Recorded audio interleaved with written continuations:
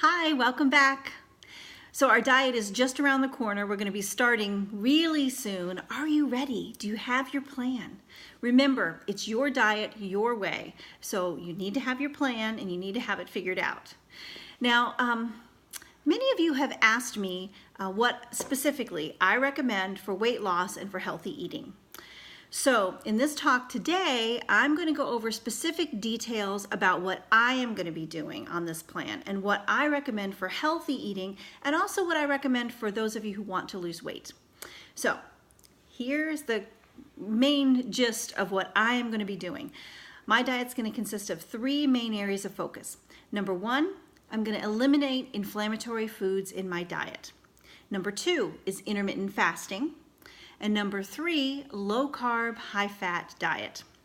So let's start by talking a little bit about an anti-inflammatory diet. This is so important. It's critical. So even if you are already at your ideal body weight and you don't want to lose any weight at all, anti-inflammatory diet is so important to be healthy, to maintain the health of your body. You really need to avoid foods that cause chronic inflammation in your body. Now, inflammation is a complex biological response of body tissues to harmful stimuli or irritants, and it's really a protective response of our body. You know, classic signs of inflammation are heat, pain, redness, swelling, loss of function. We all know that. But foods can also cause chronic inflammation internally in our bodies and in our cells. Food can either be nourishing to your body or it can be irritating to the cells of your body. The food we eat can cause chronic inflammation and chronic irritation in our cells, and that irritation is what leads to the chronic inflammation. So we might start out with some bloating, fatigue, decreased energy, and that's no fun. But long-term chronic inflammation in our bodies makes us much more likely to develop a lot of chronic diseases. Some diseases that are linked to chronic inflammation are things like cancer, diabetes, heart disease, Alzheimer's disease, lung disease, arthritis, autoimmune diseases, to name just a few. So obviously, we don't want those. So one of the ways to keep our bodies healthier is to avoid foods that cause chronic inflammation. So what are the common inflammatory foods? Sugar, artificial sweeteners, refined flour, processed foods, vegetable oil, artificial additives in food, processed meats that are cured and processed, fried foods, trans fats, to name a few. So all of those foods can provoke an inflammatory response. And that may be because they're foreign to our bodies, or foreign to our immune system. But whenever we eat them, especially when we eat them in excess, they cause chronic inflammation. So if you've tried weight loss before and your weight loss has stalled, if you suffer from chronic bloating or chronic fatigue, then eliminating chronic inflammatory foods from your diet can really help reverse and maybe even eliminate those symptoms. Now, the second component of my diet is intermittent fasting. There are so many studies showing the benefits of intermittent fasting. And some of these benefits are our insulin levels are lower. And when your insulin levels are lower, you can burn fat that you have stored in your body. So it allows you to burn fat. It allows you to lose weight, even without making any modifications in your diet and what you're taking in. If you just do intermittent fasting, you can lose weight. Intermittent fasting reduces our blood insulin level, blood sugar levels. It reduces our risk of heart disease, reduces blood pressure and cholesterol levels. It can boost your metabolism. It even has been shown in studies to extend your lifespan. You live longer. It reduces inflammation in our bodies. And it can also give our bodies time to remove waste material from the cells. So it's like doing a cleanse on a regular basis. Now, intermittent fasting does not mean that you starve. There are two main ways that intermittent fasting was studied. One is called the 5-2 method. And in that way, you 5 days of the week, you eat a normal, healthy diet. But 2 days per week, you only consume 500 calories per day during those days, 500 calories or less. The other method that was studied was what's called the 16 to 8 method. And in that method, you fast for 16 hours per day, every single day. You limit your eating to only an 8-hour period every day. And that means that during the time that you're fasting, you can only take in water, black coffee, or unsweet tea. No artificial sweeteners are allowed. This is the time when your blood insulin level can go down and you can burn your stored fat for energy.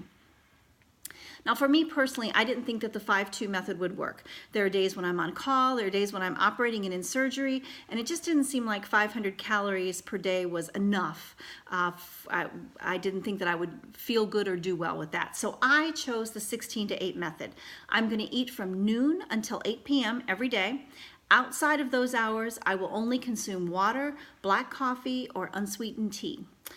Now, also during the day, I am only going to eat at mealtime, so no snacking. That means no gum, no snacks of any kind, no drinks except water, coffee, and tea in between meals. Now, during meals, I can drink whatever I want, but only at mealtime. I'm not ready to give up my artificial sweeteners yet. I'll just tell you that. I can't give them up completely. So I'm going to limit them to once a day and only at mealtime. Not at all in between meals. Now, I tell you that if you're going to go to, if going to a straight 16 to 8 schedule and only eating for it during an 8-hour period seems too difficult to you, try starting with a minimum of a 12-hour a day fast. And then every few days or every week or so, you can add an hour to go to 13, then 14, until gradually you're to the point where you can fast for 16 hours every day. Do it slowly over time. Now for me, I'm choosing to skip breakfast because this was the easiest meal I could do without. And some of you may prefer to eat a later breakfast and eat an earlier dinner, and that's perfectly fine. The goal here is to limit your eating to an 8-hour window every day. Now the third component of my plan is a low-carb, high-fat diet. And many studies have shown the benefits of accelerated weight loss with a low-carb diet. Over the past week, I have shared many of those resources with you about low-carb diets, and including lots of recipes and some meal plans too to help you prepare. Now, this is your diet, so you get to choose what foods you're going to eat. Since my research has shown that calories are not that important, I'm not going to have a daily calorie goal during my diet. I'm going to have a macronutrient percentage goal, and that's going to be 70, 20, 10. 70% healthy fats, 20% protein, and 10% carbohydrates. And I know that's going to be difficult to hit every day. And some days I won't hit it, but that's okay. I'm going to do my best every day, and remember that each day is a new opportunity to make good choices. The only way to know my percentages is going to be to log everything and measure everything. So I hope you're doing that. I hope you're already logging your food intake and measuring everything. And if you are, keep it up.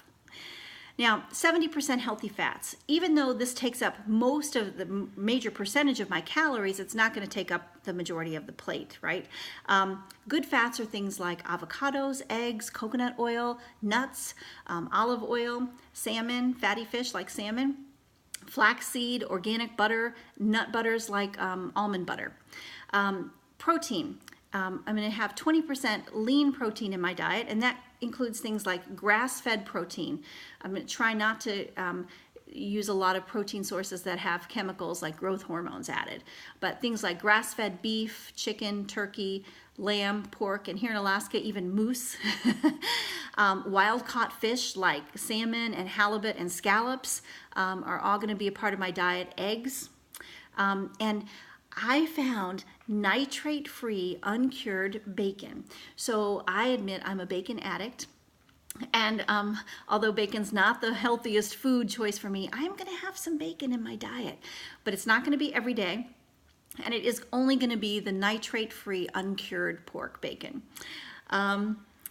Carbohydrates. 10% of my diet is going to come from carbohydrates. And even though carbs are going to make up most of my plate, they certainly won't be the majority of my calories. I'm going to eat a lot of green leafy vegetables, asparagus, mushrooms, peppers, green beans, broccoli, cauliflower, and berries, blueberries, raspberries, strawberries, apples, nuts, and seeds. that's gonna be the majority of the carbohydrates that I take in. So now, this diet may be more strict than you want, or it may be more strict than you even need to follow. However, if you really want to see weight loss, this is what works. Now, even if you're not going on a strict low-carb diet, I still recommend that you limit breads and sugars because they're inflammatory foods. And remember, whole grain bread is not a whole grain. In a whole grain, you can actually see the grain. So that's things like oats or granola, oatmeal, brown rice. When it's processed into flour, it loses many of the benefits and becomes a food that causes chronic inflammation in our bodies. So remember that. I hope that this helps, and I hope it helps you all make your plans for the upcoming week. It is so important to have a plan so that we can be successful. You know, diets are mostly mental. If we plan to succeed, we can succeed. Are you ready? I am. So let's do this.